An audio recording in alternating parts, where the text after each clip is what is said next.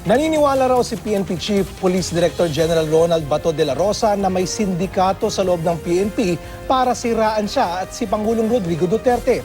Sa kabila naman ng panawagang magbitiw siya sa pwesto, igiit ni de la Rosa na hindi siya magre-resign. Alinsunod na rin sa sinabi raw sa kanya ng Pangulo. Balitang hatid ni Maris Umali. Kung noong Biyernes ay nanawagan si House Speaker Pantaleon Alvarez na magbitiw sa pwesto ang kapwa niya Davaoeño si PNP Chief Ronald Bato de la Rosa, kaugnay ng pagdukot at pagpatay sa negosyanteng Koreano si G. Ju sa loob mismo ng Camp Crame, nitong linggo tila nagbago ang ihip ng hangin. Sa birthday party ng PNP Chief, magkatabi pa ang dalawa, madalas magbulungan at nagkakantsawan pa. Nauna na sinabi ni de la Rosa, handa siyang magbitiw sa pwesto kung gugustuhin ni Pangulong Duterte. Pero mismong Pangulo na ang nagsabi, kung ipatanggal si Bato, si Speaker, pati ako, wala dito yung dito.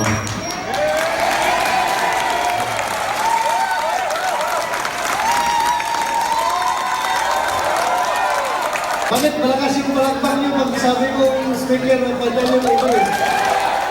Paglilinaw naman ni Alvarez, pinaninindigan niya ang panawagang mag-resign si de la Rosa. Kailangan din natin magsalita paminsan-minsan, diba? Kahit na magkakaibigan tayo, but kailangan nating tawagin yung pansin pag kinakailangan. Pero tila nagbago ang isip ni Alvarez at sinabi sa ilang panayam na handa siyang bigyan ng isa pang pagkakataon si de la Rosa. Si Senador Panfilo Lacson, na dati ring PNP Chief, hindi raw sasali sa mga panawagang magbitiw sa pwesto si de la Rosa. Pero sa panayam sa Super Radio DZBB, payo niya kay de la Rosa, seryosohin ang kanyang trabaho. Sabi ko, wake up call. Hopefully, makarecover siya at pagtuunan niya ng pansin yung PNP. Wag na yung mga concert, wag na yung mga boxing bouts, wag na yung mga talk shows. Ilang beses nang nabatiko si de la Rosa dahil sa pagdalo niya sa mga social event. Una, noong umamin siyang nilibre siya at ang kaniyang pamilya ni Senador Manny Pacquiao para manood ng nakaraan nitong laban sa Amerika. Pangalawa, ay nung kumanta siya sa Rakrakan Festival 2017 kamakailan at nung nanood siya ng concert ni Bryan Adams noong isang linggo. Ani Lacson, tila na overwhelmed daw si de la Rosa sa kasikatan pero hindi pa raw huli para bumawi. Sabi naman ni de la Rosa, susundin niya ang pangaral ng senador. Pero I must tell you frankly, hindi po yung mga ganyan na bagay, except of course, yung basketball, no? Kung talagang may magandang game, hanap ako ng paraan na makapanood ako. Bakit? Kung hindi ako manonood sa mga ganong mga games, magiging more efficient ba ako? Magiging more effective ba ako sa aking trabaho? I don't think so. kung suportado pa rin ng administrasyon si De La Rosa, ang ilang mambabatas tila dismayado naman sa kanyang trabaho. Napatay na pala yung Koreano tapos nanonood ka ng Bryan Adams concert. It does not speak well for him as the leader of a law enforcement agency, which is the Philippine National Police. I am personally giving a deadline on him.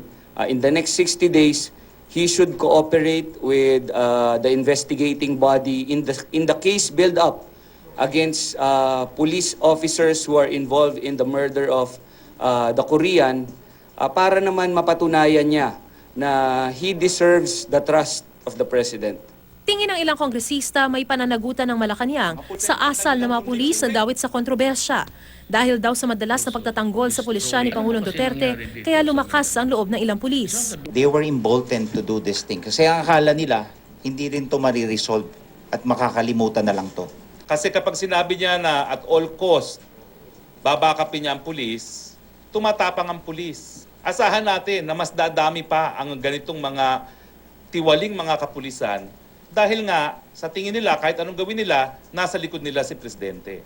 Tingin naman ng ilang opisyal ng PNP na aking nakausap, posibleng sinadya umano ng isang sindikato ang paggawa ng krimen sa loob ng Camp Crame para siraan sila. Pwede sinadya na ipapahiya yung PNP, ipapahiya ako. And ultimately, yung administrasyon ni President Duterte. Sa tingin nyo, may sindikato sa loob ng PNP na pakay na sirain kayo? You cannot discount that possibility. Duda naman ni Justice Secretary Vitaliano Aguirre, posibleng si Pangulong Duterte raw talaga ang puntiriyang siraan. Ito pong nangyaring sa Korean National na kaawawa. Malalim po ang dapat gawing investigasyon dito. Although ostensibly, ang binibira dito ay ang ating Chief PNP, ngunit ang latay nito ay sa ating Pangulong Duterte. Maris Umali, GMA News.